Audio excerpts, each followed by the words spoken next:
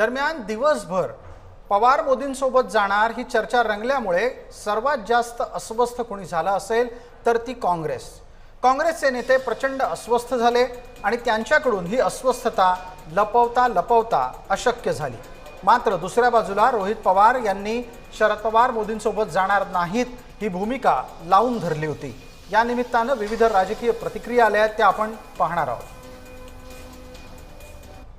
आज चर्चा करण्याला अर्थ नाही, पण चर्चा सुरू आहे एवढं मात्र नक्की आहे। आता त्यांना कोणता रस्ता सोयीस्कर असतो, वैचारिक की सत्तेचा? सत्ता हवी आहे की पुरोगामी महाराष्ट्राचं पुरोगामित्व सांभाळून छत्रपती शिवरायांच्या, बाबासाहेब परमपूज्य डॉक्टर बाबासाहेब आंबेडकर, छत्रपती शाहू महाराज, महात्मा ज्योतिराव फुले, आई सावित्रीबाई फुले यांच्या विचारावर विश्वास ठेवायचा आहे की धन आणि संपत्ती आणि सत्ता, मंत्री यावर विश्वास ठेवून काम करायचं आहे? हे त्या लोकांचा संबंध आहे। अशी फक्त चर्चा आहे, त्याला कुठेही तथ्य नाही। तशा पद्धतीने कुठेही चर्चा न केंद्रात एनडीएच्या नेत्यांबरोबर चालू आहे, न काँग्रेसच्या नेत्यांबरोबर चालू आहे, न राज्यात कोणाबरोबर चालू आहे।